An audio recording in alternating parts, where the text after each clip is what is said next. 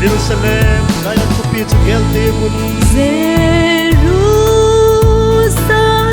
Zion KHOPI GIBEON. Oh, mi atam, Kelngoinou Lal, Lenna umlou. Atam, Kelngoinou Lal, Lenna umlou. Oh, lungkham le kipana Calvary. Oh, lungkham le kipana ahung lange. Lhang ahung lange. Oh, nam jouse le, Chitin paotin. Oh, nam jouse le, Chitin paotin. Panal, now banga na Calvary. Panal na banga na Calvary. Kidang chom louve. Kidang chom louve. Kidang chom louve. Kidang chom louve. Chitin paotin. Paotin. Panal, now banga na Calvary. Panal na banga na Calvary. Kidang chom louve. Kidang chom louve. Jerusalem, Zion KHOPI GIBEON.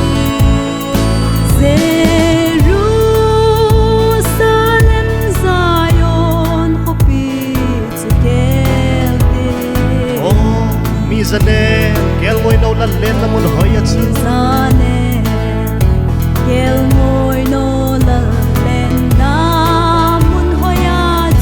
Oh, Calvary, Pathen, ngailutna. Oh,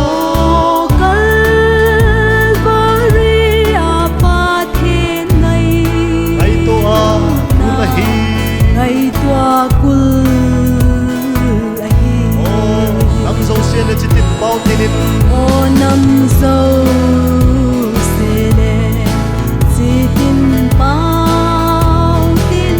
Panal, now banga na Calvary. Panal na banga na Calvary. Kidang chom louve.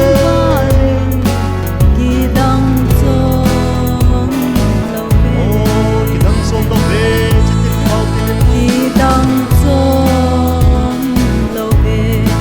Chitin paotin. Panal, now banga na Calvary. Panal na banga na Kidang Calvary. chom louve. Kidang chom louve. Hallelujah, hilthem leo hen hallelujah.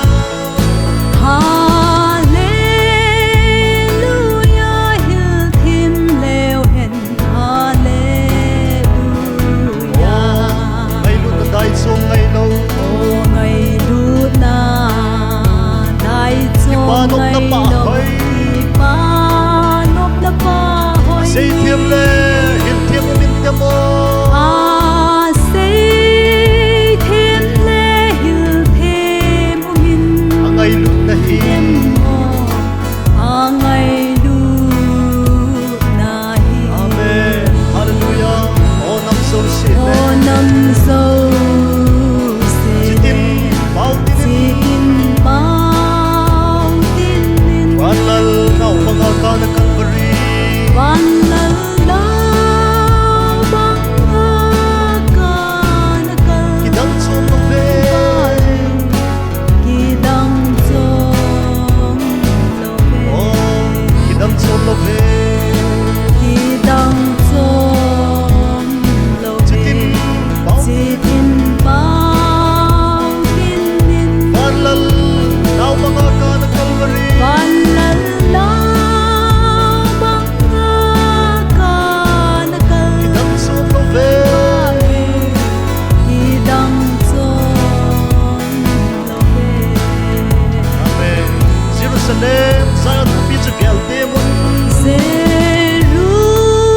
Jerusalem, Zion KHOPI GIBEON. Oh, mi atam, Kelngoinou Lal, Lenna umlou. Atam, Kelngoinou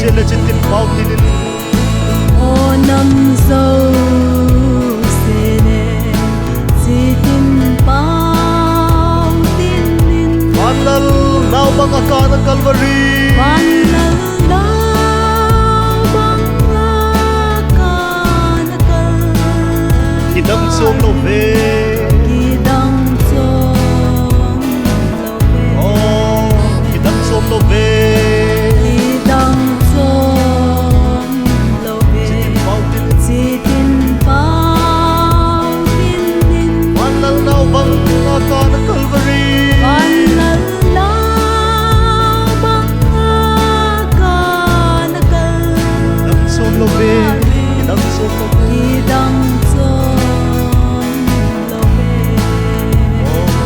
Jerusalem pakai siya man sa nikat na ikat niyo Amen.